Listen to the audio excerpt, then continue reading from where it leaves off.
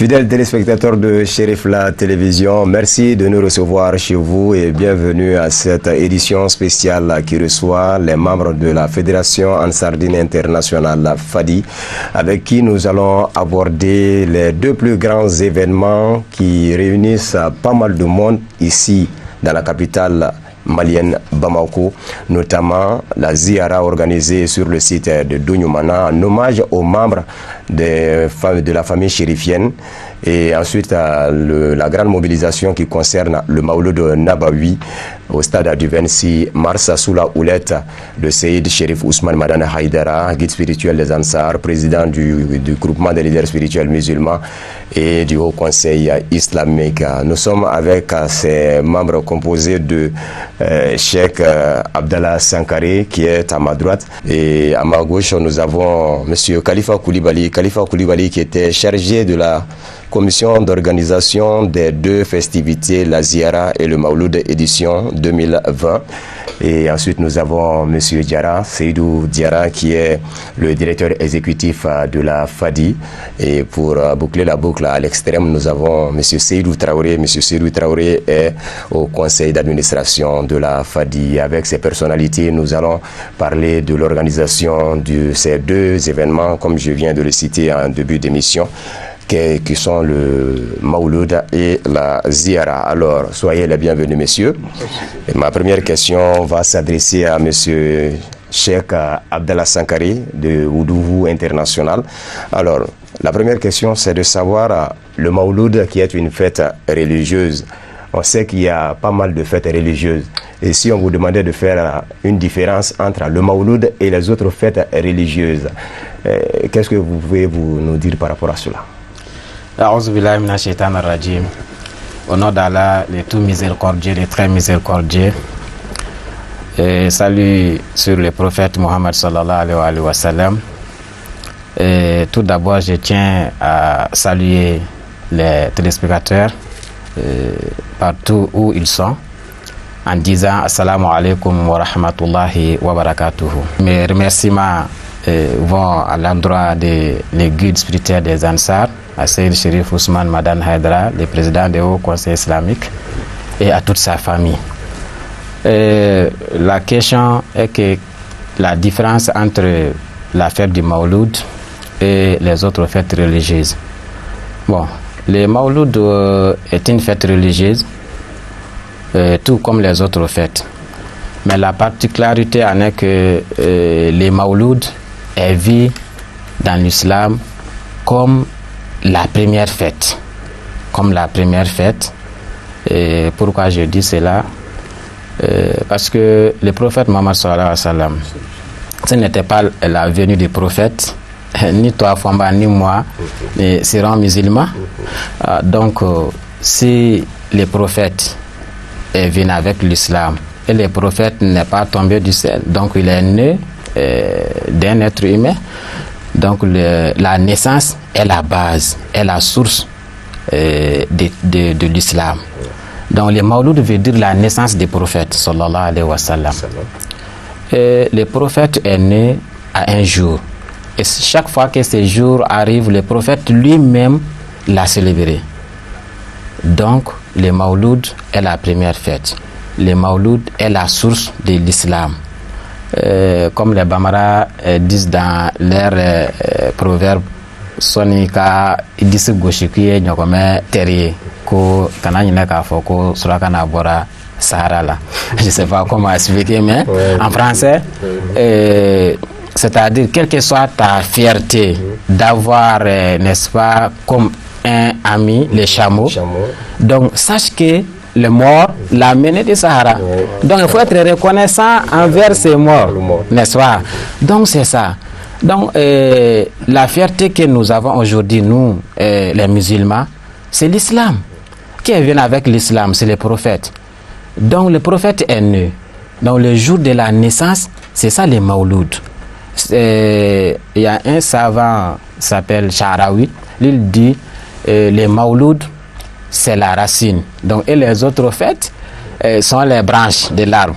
Ça veut dire que la naissance du prophète Mohammed sallallahu alayhi wa sallam, c'est la mère, n'est-ce pas, qui a donné naissance toutes les autres fêtes. Donc la Mawlud, la fête du Mawlud chez nous, c'est une grande fête. La plus grande fête de l'islam, c'est le Mawlud Nabawi, sallallahu alayhi wa sallam. Donc la différence qu'on peut dire, c'est ça, le Mawlud, c'est la première fête. Le Mawlud, c'est la plus grande fête. Donc célébré aussi dans le monde entier. Donc c'est ça la différence qu'on peut dire entre les Mawlud et les autres fêtes religieuses. Ok. Alors, je vais me tourner vers vous, Monsieur Koulibaly Khalifa, qui êtes le président de la commission d'organisation de ces deux événements phares de la Fédération Ansardine Internationale FADI, la Ziara sur le site de Donyumana et le Mawlud Nabawi.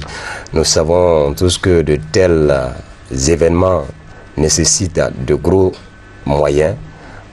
C'est des déploiements qui sont faits pour la réussite de ces événements-là.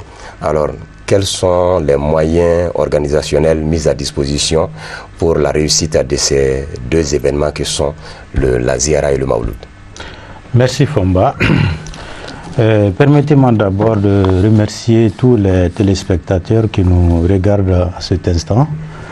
En même temps, je me profite de remercier notre guide Seyd Cherif Ousmane Madane Haïdra ainsi que sa famille. Nous sommes réunis ce soir sur deux événements qui est la fête de la naissance du prophète Mohammed, paix et bénédiction d'Allah sur lui, ainsi que la Ziara de Donyumana. D'abord pour la fête de Mawlud, il faut savoir que c'est l'une des plus grandes fêtes en islam. Un accent particulier est mis sur cette fête au Mali, grâce au courage et l'engagement, ainsi que la détermination du guide Seyd Cherif Ousmane Madane Haïdra, vraiment qui nous a permis au Mali et dans le monde entier de connaître, de savoir l'intérêt même de cette fête qui est la fête de Mawlud. Chaque année, cette fête rassemble des milliers de pèlerins, de personnes qui viennent des différents pays. Mais cette année, avec la particularité de la présence de la Covid-19, donc la fête s'est limitée uniquement aux Maliens. Les gens sont venus de différentes régions pour manifester leur reconnaissance à la naissance du prophète Mohammed. Pour gérer une telle foule, ça demande vraiment une organisation, une grande organisation. C'est pour cela que nous avons mis en place, c'est-à-dire la Fédération Ansardine Internationale a mis en place d'abord une commission d'organisation composée de 15 membres pour organiser le Mawlud 2020. D'ailleurs, je profite de remercier sincèrement la Fédération Ansardine de nous avoir confié cette lourde tâche. Quand la tâche nous avait été confiée, donc nous avons étudié les différents aspects du Mawlud. Et à chaque point clé, nous avons mis une sous-commission là-bas. C'est pour cela que nous avons mis 16 sous-commissions pour l'organisation du Mawlud 2020. Et rapidement, ces 16 sous-commissions, nous avons la sous-commission vigile qui gérait la sécurité. Nous avons mis une sous-commission maintenance qui gérait la sonorisation, une sous-commission eau et assainissement pour servir les pèlerins et puis pour assainir les lieux. Pour rassembler une telle foule, ça demande beaucoup d'hygiène. Nous avons mis aussi en place une sous-commission de transport pour transporter les pèlerins des différents sites. Cette année, les travaux du Mawlud étaient divisés entre Donyumana et Bankoni, plus 26 mars. Donc il y a des distances entre ces différents lieux. Donc ça demande un moyen de transport important. Donc nous avons mis aussi en place une sous-commission de Tchafi. Cette sous-commission gère les travaux durs, les travaux physiques qui demandent beaucoup de force pendant le Mawlud. Nous avons mis aussi en place une sous-commission de parking pour bien garder, la sécurisation des agents, les motos et les voitures. Nous avons mis aussi en place une sous-commission de cellules de communication qui gère tout ce qui concerne la communication. Hein? Après, nous avons mis en place aussi une sous-commission commerciale qui gère tout ce qui concerne le commerce. Nous avons mis aussi en place une sous-commission qui gère la restauration. Les délégués qui viennent ainsi que les travailleurs, cette sous-commission gérait la restauration de ces différents délégués. Nous avons mis aussi en place une sous-commission de santé. Quand on réunit une telle foule, là il faut s'attendre à des problèmes de santé, obligatoirement. Surtout en cette période de Covid-19. Donc la sous-commission de santé était très sollicitée. C'est pour cela, avec l'aide du ministère de la Santé, les événements qu'on a organisés pendant le Mawlud, c'est à peu près 20 conférences, une vingtaine de conférences. Et à chaque conférence, on dotait les conférenciers aux bavettes, et puis plus les dispositifs de lavage, etc. Donc nous avons mis aussi en place une sous-commission d'accueil et hébergement. Il y avait une sous-commission qui gérait l'accueil. À l'arrivée des pèlerins, il y avait une sous-commission qui accueillait ces pèlerins et puis les hébergeait. Nous avons mis aussi en place une sous-commission de décoration pour décorer, rendre belles les différents lieux de conférences ainsi que de prêches. Et une sous-commission de statistiques a été mise en place aussi. Ça, c'était pour compter, voilà, pour faire la statistique des pèlerins qui viennent, même les voitures, les motos. Voilà, le recensement en un mot.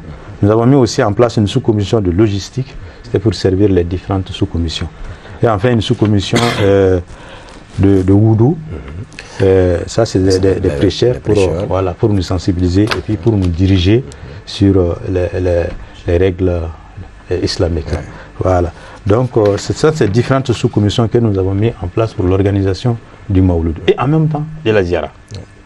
Voilà, donc comme les deux événements étaient très proches, il y avait à peu près 5 ou 4 jours entre les deux événements, donc nous avons organisé les deux événements ensemble. Et pour particulièrement la Ziara, comme d'habitude, cette année, d'abord nous avons commencé à contacter les responsables, les notables de Domina d'abord.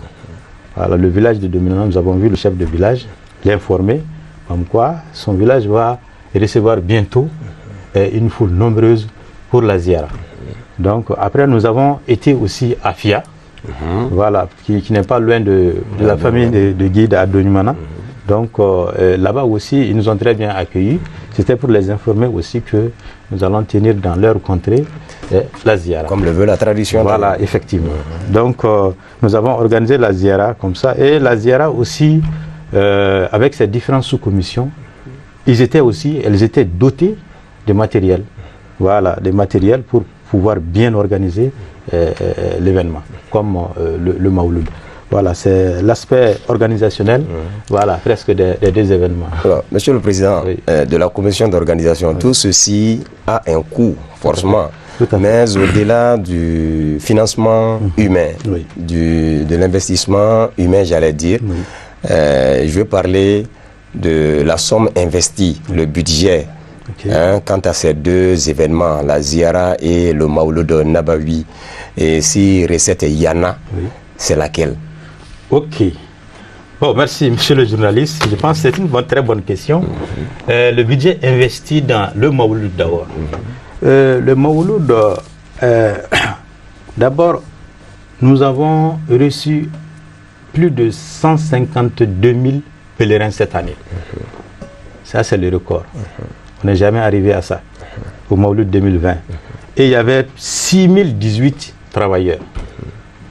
Et tous ces travailleurs étaient pris en charge par la Fédération Ansar-Dine internationale. Imaginez leur restauration, leur transport, et puis l'équipement des sous-commissions pour préparer ces différents événements, l'aménagement des différents locaux et les infrastructures, ainsi que les dîners spéciaux. Ça nous a coûté à plus de 850 millions, uniquement pour le Mawlud 2020. Quant à la Ziara 2020, la Ziara, l'organisation, c'est à peu près un jour. Voilà, mais c'est une organisation aussi qui est coûteuse. La Ziara, c'est presque la même dépense. Les travailleurs qui viennent, on les nourrit. Hein, les délégués qui viennent, on les loge. Le transport aussi. Parce que les gens, il y a des délégués qui logent à Bankoni pour les transporter à Doyumana. Souvent, ça demande la navette entre les deux sites. La navette entre les différents sites. Bon, et la particularité, c'est que les deux événements étant proches, les gens étaient obligés, ceux qui sont venus pour la Ziara, de rester pour attendre le Maoul. Tout ça, ça demande un coût très important. C'est pour cela que la Ziara de cette année est allée jusqu'à 50 millions. Maintenant, en ce qui concerne les recettes. S'il y en a. S'il y en a. Bon, on commence par la Ziara. En réalité, la Ziara, il n'y a pas de recettes. Donc, on investit ce coût, plus de 50 millions. Bon, il n'y a pas du tout de recettes. Les commerçants qui viennent et ils cherchent pour... C'est des particuliers. Voilà. Ce sont des privés. Mais pour la FADI, il n'y a pas du tout de recettes. En ce qui concerne le Maouloud, la recette est presque négligeable par rapport au coût investi. Hein? Les recettes sont les dons qu'on reçoit des gens qui viennent pour fêter le Maouloud, des dons qu'on reçoit aussi au stade. Et puis les partenaires, on a des partenaires gagnants-gagnants. Des partenaires qui gagnent à travers le Maouloud et ces partenaires aussi nous aident un tout petit peu. Ok, je vais à présent me tourner vers le directeur exécutif de la FADI, Seydou Diarra. Ces deux événements, les deux événements phares de la Fédération Ansardine Internationale FADI, la Ziara à Doyumana et le Maouloud de Nabawi au stade du 26 mars. C'est des activités qui mobilisent assez de monde avec un chiffre inestimable. Alors, l'État joue-t-il un rôle par rapport à l'organisation de ces événements-là? Je vous remercie pour la question. Je remercie les téléspectateurs qui nous suivent en ce moment. Nous sommes reconnaissants envers le guide Assir Chérif Ousmane Madane Haïdara qui seul est à la base de tout cela. Nous avons également une reconnaissance envers des soldats qui ont toujours été aux côtés du guide pour l'accompagner dans ce sens.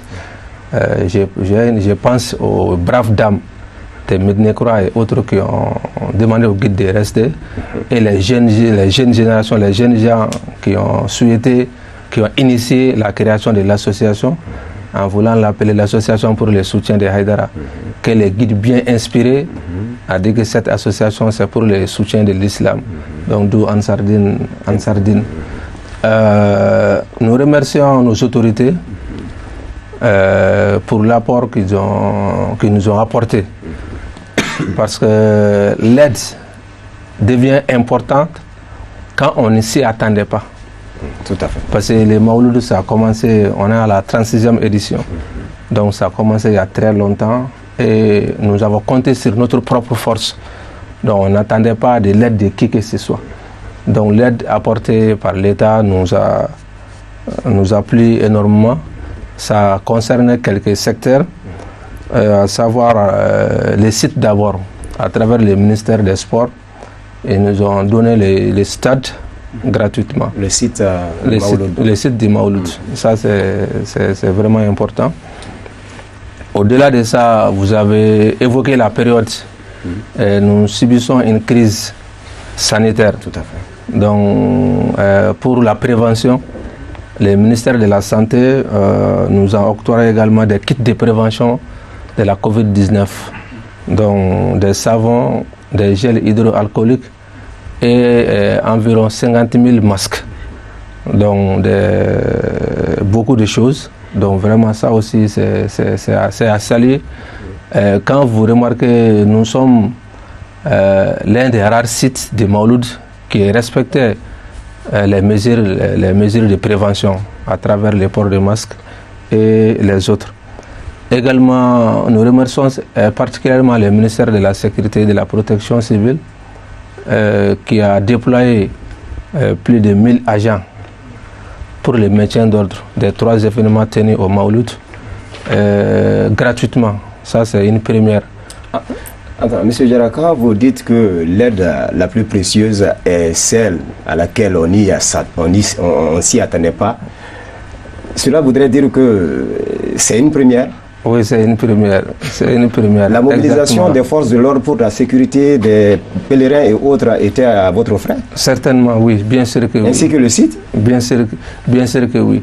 Les sites, nous recevaient une subvention. D'habitude, il y a des personnes de bonne volonté qui prenaient en charge très généralement les coûts du stade. Donc, comme on l'a dit cette année, le gouvernement l'a donné gratuitement. Donc ça, je l'ai salué. Ensuite, par rapport à la sécurité, vous avez bien dit, d'habitude, la FADI prenait en charge les frais de la mobilisation des agents de la sécurité de l'État. Mais particulièrement cette année, ça a été gratuit. Donc, comme on l'a dit aussi, le nombre aussi est un nombre record, parce qu'ils ont déployé plus de 1000 agents. 1000 agents pour le maintien d'ordre des 3 événements. Ça, c'est aussi une première. Donc, nous remercions sincèrement les départements de la sécurité. Donc, voici les nouvelles autorités. Voilà les nouvelles autorités. Également, par rapport à Douimana, la Ziara, l'État, nous avons demandé des agents pour la sécurisation du site pendant 2 semaines. Bon, la Ziara étant un événement qu'on peut dire familial, l'État nous a accordé l'envoi des éléments nécessaires à la sécurisation du site, mais à notre charge. Le fait d'accepter d'envoyer les éléments aussi, ça c'est une aide que nous apprécions également, même si nous prenons en charge les frais de ces éléments, ça quand même c'est une bonne chose.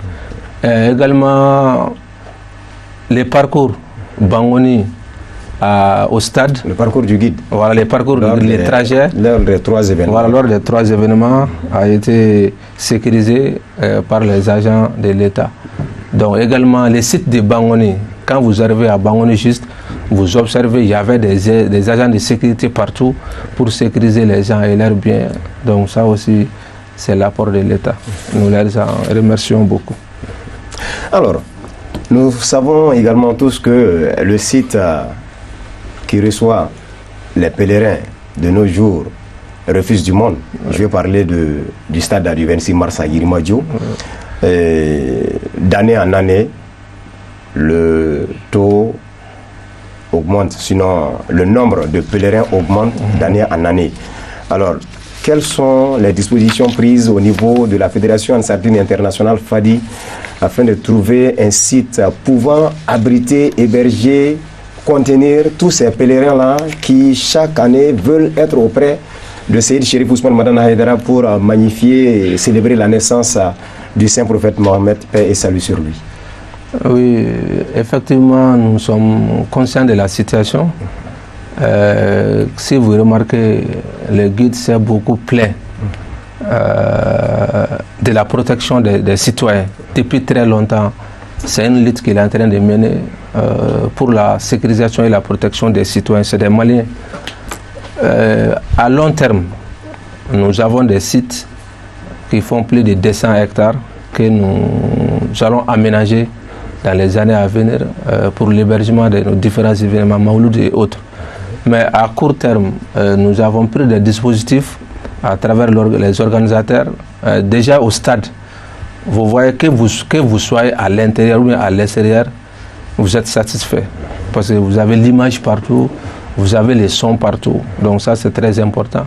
Également, même à Bangoni, les gens qui ne peuvent pas faire les déplacements, qui restent sur place, ont accès à l'image et au son. Donc ça, c'est des éléments qui sont extrêmement importants pour la sécurisation des gens. Donc nous avons quand même beaucoup de projets et nous allons les faire très bientôt. Parce que comme nous l'avons dit, nous comptons sur notre propre force. Si nous recevons de l'aide de qui que ce soit, ça nous convient.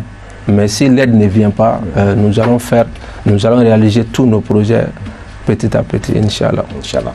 Alors, si on vous demandait ce qui vous inspire, la démarche de l'État vis-à-vis de ces événements-là, le Mawlud, la Ziara et le Mawlud, l'approche de l'État, la vision de l'État, la considération de l'État par rapport à ces événements-là, quelle qualification pouvez-vous donner à cette démarche de l'État par rapport à ces deux événements? Oui, je ne sais pas si vous avez compris ma question. Oui, j'ai bien compris. Nous, on n'accuse pas l'État. Hein. On n'accuse pas l'État parce que je l'ai toujours dit que nous, on compte sur nous-mêmes. Donc tout ce que nous organisons, nous planifions, nous les faisons en fonction de nos disponibilités. Donc les Mawlouds est une fête légale au Mali. Donc ça c'est très important. Que ce soit la naissance ou bien les baptêmes sont fériés. Donc chômage est payé sur toute l'étendue du territoire. Tout à fait. Également, nous avons des bénévoles, des responsables de l'État qui nous montrent leur sympathie. Donc par rapport aux événements que nous organisons, Ziara et Mawlud. Donc nous les remercions, mais nous n'attendons pas plus que ça de la part de l'État. Mais même nous si savons que vous auriez souhaité qu'il y ait une autre démarche par rapport aux autres pays qui organisent le Mawlud de façon grandiose, vous auriez aimé que ce soit cela? Bien sûr que oui, parce que tout le monde aime son pays. Nous savons que des événements comme ça, ça développe le pays. Nous allons arriver à cela. Vous voyez des gens qui viennent, la mobilisation que ça fait. Normalement, s'il n'y avait pas ces Mawlud, l'État devait les créer. Parce que tellement que ça a tellement d'importance pour le développement, le tourisme, on va arriver à ça. Vous voulez que ça développe les pays même. Donc normalement, les autorités devraient faire autre chose que ça. Nous prions Dieu que les nouvelles autorités continuent dans ce schéma-là, parce que c'est déjà un premier pas. Prendre en charge les coûts du site du Mawlud ainsi que les forces de sécurité mobilisées, c'est déjà un atout. Donc je vais me tourner à Cheikh Abdallah Sankare de Woudoufou, où vous êtes là en tant que prêcheur sur ce plateau.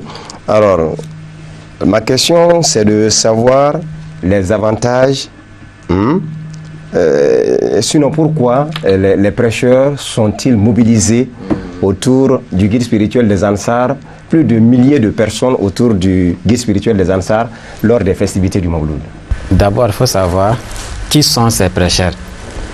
Ce sont les prêcheurs qui sont tous d'accord d'être disciples des guides spirituels Seyyid Cherif Ousmane Madane Haïdara.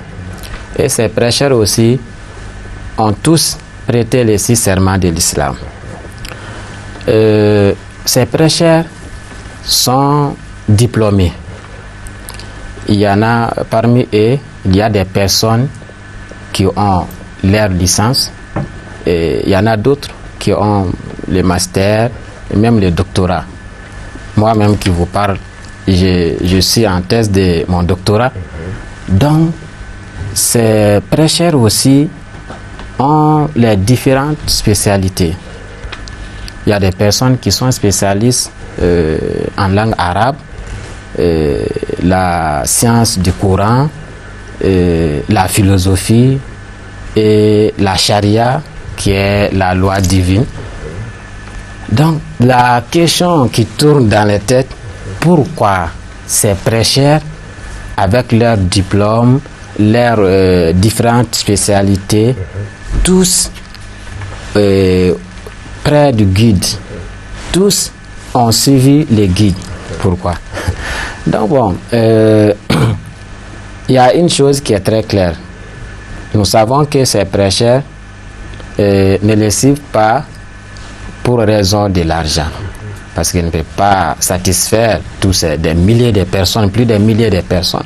Bonjour, mais bienvenue. Tous ces prêcheurs l'ont suivi parce qu'après leur analyse, après leur recherche, je veux dire, après leur recherche, leur observation, leur analyse, ont compris que le guide spirituel à Seyyid Cherif Ousmane Madane Haïdara est véridique dans tous ses paroles, ses propos, son comportement. ils l'ont suivi, ils l'ont vu en lui, peut-être ils ont vu en lui un comportement, voilà, une sagesse, un caractère qui est semblable au prophète Mohammed sallallahu alayhi wa sallam. Donc ces éléments attirent, n'est-ce pas, attirent toute personne qui veut réellement connaître les vertus de l'islam. Donc c'est pourquoi tous ces prêcheurs, plus de 1000 personnes qui viennent célébrer les Mawlud Nabawi avec le guide spirituel de Zansar, c'est Ousmane Madan Haidara. Donc qu'est-ce qu'ils vont faire après leur venue à Bamako? Donc d'abord ils viennent apprendre. Ils viennent apprendre des nouvelles leçons pour continuer leur combat dans le chantier d'Allah. Donc la tâche du guide même. Donc ils viennent aussi recevoir les conseils ou des conseils du guide. Donc et aussi de faire les comptes rendus des soirées du prêche qui ont effectué dans les différentes localités. Toute l'année. Voilà, toute l'année. Donc c'est un lieu aussi, c'est un moment de faire les comptes rendus. Donc en principe c'est une sorte de source d'inspiration. Voilà. Intarissable des prêcheurs. C'est ça. Pour attaquer l'année. C'est ça. Voilà. Merci. Prendre des carburants pour continuer les matchs. Ok. Alors je vais me tourner vers M. Traoré Seydou. Traoré Seydou, vous êtes au conseil d'administration de la FADI, c'est bien ça? Et nous savons que le Mawlud, la Ziyara sont des événements qui mobilisent en revenus, ça on le sait. Alors si on doit tirer les avantages dans ces événements-là, quels sont les avantages que vous pouvez nous citer par rapport à l'organisation de des événements au Mali, je veux dire, ici au Mali, les avantages de ces deux événements, les répercussions. Alors, je voulais tout d'abord te remercier, M. Fomba, pour ta question, et remercier également l'équipe de Cherifla Télé pour l'organisation de cette table qui permet quand même de parler globalement de ces grands événements. Alors, tout d'abord, je vais juste rebondir sur une intervention de mon confrère, M. Diarra, qui est le directeur exécutif de la FADI, sur le rôle que l'État a apporté à l'organisation de ces événements.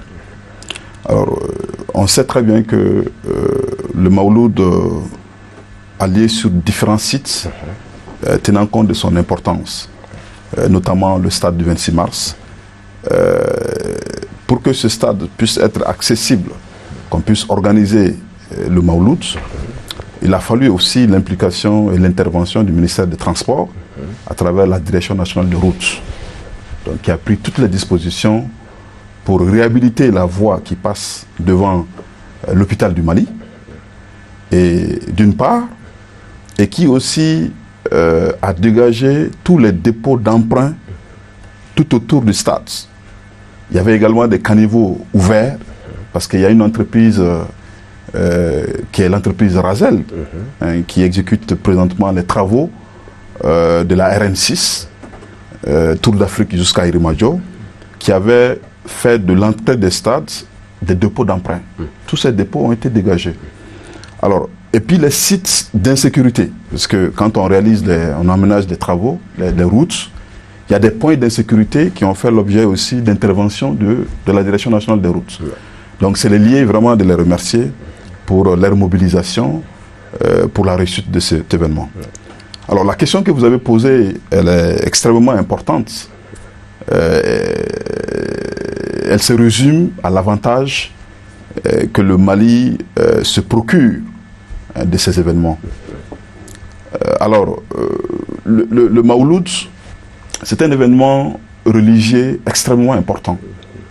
Comme l'a dit M. Sangaré, on va dire que c'est la plus grande fête de l'islam. que nous avons compris ainsi.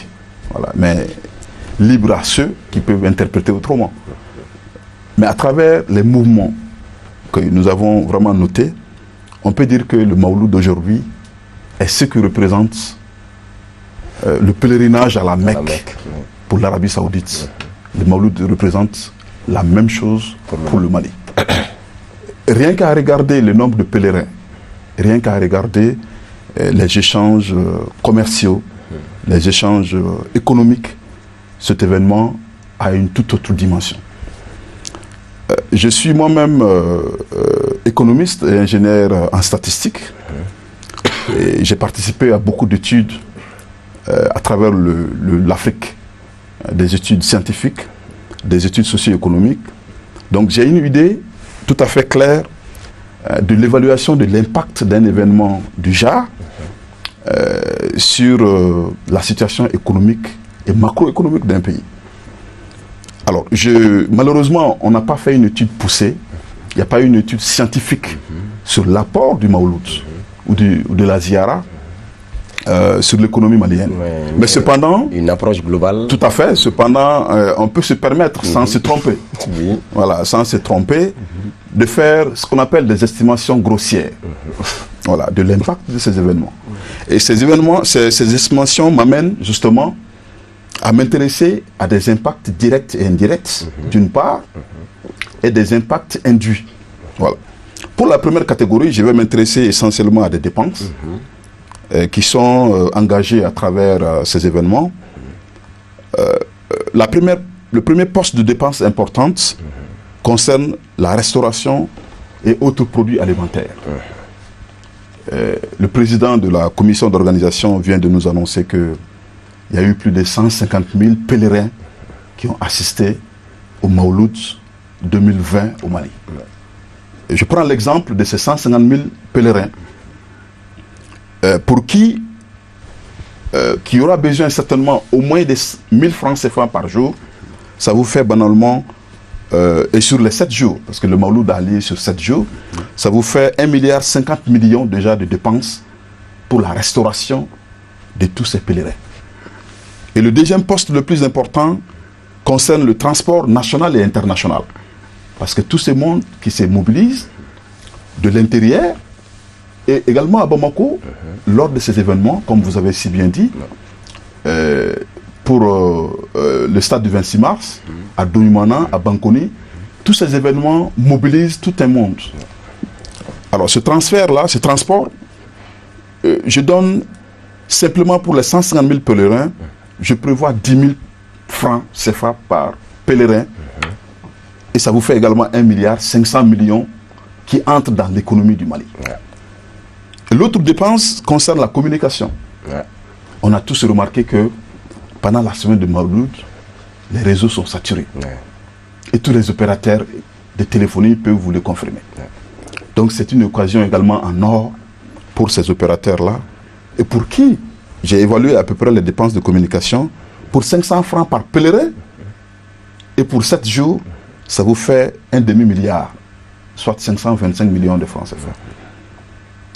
En parlant du commerce, qui est également le poste le plus important, ces pèlerins qui arrivent à Bamako pour fêter le Mawlud avec notre cher guide, ces Mawlud se préparent bien avant la semaine. Les gens achètent des articles, les gens achètent des habits, et il y a au moins 4 marchés qui sont organisés spécialement pour le Mawlud.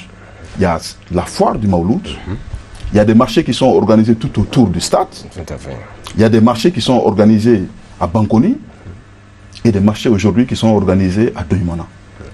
Et rien que pour le commerce, les gens achètent des cadeaux. Quand les gens sont là, ils consomment de l'argent. Et le commerce, en prévoyant 25 000 francs par pèlerin, pour les 150 000 pèlerins durant la période du Mawlud, ça vous fait 3 milliards 750 millions qui sont injectés dans l'économie. Parlant du transfert d'argent, parce qu'on a tous vu tout ce monde, le transfert d'argent est également très sollicité. Je mets juste un forfait de 200 millions pour les besoins des pèlerins pendant cet événement. La FADI, comme le directeur, le président de la coordination l'a dit, la FADI elle-même, pour l'organisation de ces festivités, a dépensé 850 millions pour le Mawlud et 50 millions pour la Ziara. Ça vous fait 900 millions de dépenses. Les dépenses de carburant. On a recours à des transports privés, à des minicars, à des bus, à des vols. Puisque la FADI est présente, je le rappelle, dans 38 pays à travers l'Afrique, à travers l'Europe, à travers l'Asie et à travers l'Amérique. Le déplacement de ces délégués internationaux sont également importants. Alors, en matière de carburant, pour les déplacements des grandes villes sur Bamako et pour les déplacements de l'international vers le Mali, et je l'ai évalué plus ou moins à 750 millions, ce qui est très marginal. À défaut d'avoir une étude plus poussée, on se permet de faire des estimations. En plus de cela, il y a d'autres dépenses diverses pour la santé, pour l'hébergement, ainsi de suite. Sur ça, j'ai mis un forfait d'1,5 milliard millions. Alors, en gros, le Mawlud permet d'injecter dans l'économie malienne pas moins de 11 milliards de francs CFA. Et les secteurs qui sont concernés passent par le commerce, le transport, l'énergie, la communication, les banques et les microfinances. Et les banques, je mets un accent particulier. C'est également l'occasion où la conférence internationale de la FADI est organisée. La FADI, c'est des milliards de budgets de fonctionnement et d'investissement. Et c'est l'occasion que toutes les sections, toutes les ADN dans différents pays sont tenues de verser l'intégralité de leurs cotisations. Donc les banques et les microfinances engagent pas moins d'1 milliard à 2 milliards de francs CFA à l'occasion du Mawlud. J'ajoute un dernier point qui est très important. Rapidement. En tant qu'économiste, quand on regarde les dépenses qui sont chiffrées aujourd'hui à au moins 11 milliards, cela a un effet multiplicateur dans l'économie. Parce que ça permet de créer de la recherche. Et ce facteur-là, je le considère simplement à 1,5. Donc, le Mali, globalement, peut s'attendre pour ces événements à 20 milliards de francs CFA, en attendant des études poussées qui vont arriver. C'est ce que je pouvais avancer de façon grossière, M. Fomba. Parole d'économiste. Merci pour ces expertises-là. Et nous allons à présent nous tourner vers le chèque pour la dernière question. Malheureusement, le temps qui nous est imparti est à son terme. Donc, on va devoir se consacrer au chèque pour répondre à cette dernière question. Quelle conclusion tirez-vous du Mawlud Nabawi édition 2020 ainsi que la Ziara? Que retenir de ces deux événements cette année? Merci, M. Fomba. D'abord, la Ziara. Je commence par la Ziara. La Ziara, ça veut dire rendre visite, n'est-ce pas, à quelqu'un. Rendre visite à un mort ou à un vivant. Donc la ziara est permise dans l'islam, comme le prophète dit, rendez visite à vos morts, car la visite vous servira du rappel du jugement de rien, et aussi la visite vous éloignera, n'est-ce pas, l'amour de ces mondes bas. Donc la ziara, nous avons déjà des éléments. C'est-à-dire la ziara enlève de nos cœurs l'amour de cette vie. Aussi la ziara nous pousse à se préparer pour la vie de l'au-delà. Donc c'est les avantages de ziara. Et ensuite la ziara nous permet aussi d'avoir des solutions à nos problèmes quotidiens. Parce qu'on va, n'est-ce pas, évoquer Allah subhanahu wa ta'ala à travers des bonnes œuvres, n'est-ce pas, de ces défunts. Donc, et en retour, Dieu, dans sa miséricorde, va, n'est-ce pas, donner une solution à nos problèmes quotidiens. Donc, c'est les avantages des ziara, rapidement, comme vous êtes en train de signaler. Donc, les Mawlud 2020, bon, un seul mot, c'est-à-dire la vérité triomphe pour toujours. Hein, n'est-ce pas? Comme notre guide dit toujours, que la vérité triomphe pour toujours. Donc, à la demain. Bon, c'est ça qu'on peut retenir de Mauloud 2020. Malgré la fermeture de certaines frontières, donc, mais le stade du 26 mars, donc vraiment plein, à craquer de l'intérieur comme de l'extérieur. Donc vraiment, ça me fait rappel à un jeune homme, n'est-ce pas, qui m'avait dit un jour que même si les étrangers ne viennent pas, les Bamakois seuls peuvent les pleins du stade.